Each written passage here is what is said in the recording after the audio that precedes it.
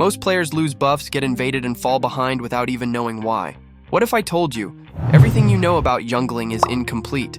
Today, I'm revealing the tricks, rotations, and mindsets that 90% of players never learn.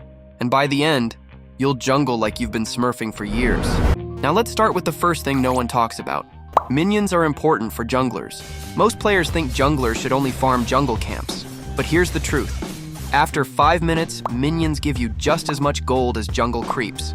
That means, if you're only farming jungle, you're actually losing gold compared to what's possible. So how do you take advantage of this hidden rule? Simple. After 5 minutes, go to the EXP lane, clear the minions fast, and secure that extra gold. At the same time, send your fighter to gank mid lane. Here's the crazy part. While you're stealing minions and getting richer, your fighter is already putting pressure mid. By the time you finish and rotate, you arrive for a 4-man mid gank. The enemy can't handle it. You dominate the team fight, and suddenly you're not just farming faster, you're taking over the map. And here's a secret tip. If your fighter needs more gold later, they can even buy a roam item at around 8 minutes. That way, they still get EXP, and you maximize the gold for your team.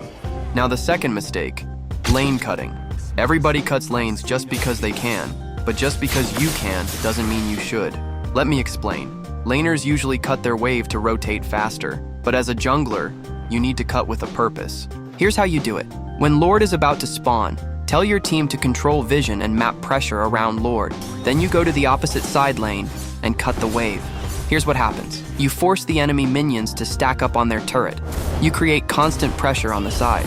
And now, when Lord spawns, you can contest it way easier. If the enemy ignores it, they lose their turret for free. If someone goes back to clear it, they leave Lord 5v4, and you win the fight easily.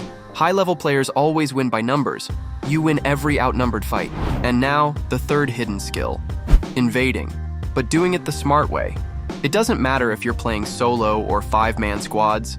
Invading is the key to winning the jungle war. But here's the thing. It's not about 1v1 fighting the enemy hyper. Smart players don't invade because they're stronger. They invade to create a gold gap and a level gap. The first trick I showed you, stealing minions after 5 minutes, that already builds your gold lead. But to build a level lead, you need to invade. Even if you can't steal the enemy's buff, you can steal small creeps, little camps. Every piece matters. It's all about map awareness. You need to watch every movement. If the enemy hyper is busy flexing on the wrong side of the map, or ganking away from you, you don't chase them, you trade. You invade the opposite jungle and steal camps for free. In solo queue, just focus on stealing value. You don't need to fight. In 5-man squads, tell your team not to fight yet. Just hold turrets and let you steal. Congratulations. You don't just beat the enemy jungler, you out-level them by 2 or 3 levels, and from there the game is already over. Most junglers fight the enemy, but the smart junglers fight the map. The fourth thing, decisions making. Have you ever had this moment? You're in the middle of the game and you don't know what to do. Should you farm your buff? Should you join the team fight? Should you gank top lane or help the marksman?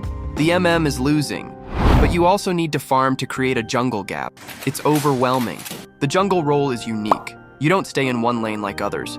You constantly farm, clear minions, invade, gank, secure objectives, non-stop. And that forces you to make hundreds of small decisions every minute. So how do you master decision making? Simple. Play jungle in solo rank. Even if you have a 5-man squad, force yourself to solo queue a few games. Only jungle. Because in solo rank, you don't have anyone to save you. You need to carry by yourself. You need to know when to farm, when to invade, when to gank, when to ignore a losing lane. Solo jungle forces you to sharpen your instincts fast. Will it be painful? Yes. Is it worth it? Absolutely. But remember guys, it takes years to master this art. So, please have patience. Fifth part, the big misconception. One of the biggest lies people believe about jungling is that you need to have 10+ kills every game to be a good hyper. That's completely wrong, and it's ruining the way people jungle. Nowadays, you see TikToks, YouTube shorts, junglers dropping 30, 40 kills a match. And it looks flashy. It looks like that's what you should aim for. But that's a trap. If you believe your job is only to kill, you're missing the true power of the jungle role. So here's the truth. If you get 10+ kills, great. That's a bonus. But even if you have 0 kills and 10 assists while clearing turrets, clearing lords, stealing buffs, you're doing your job perfectly. Tank, frontliner, mage, DPS, and zone control. Marksman, main damage dealer. Fighter, pressure and dive. Support, sustain and vision. Jungler, objective clearer. Never forget, it's a 5v5 game. Nobody wins alone. You're not playing to make a TikTok highlight. You're playing to win.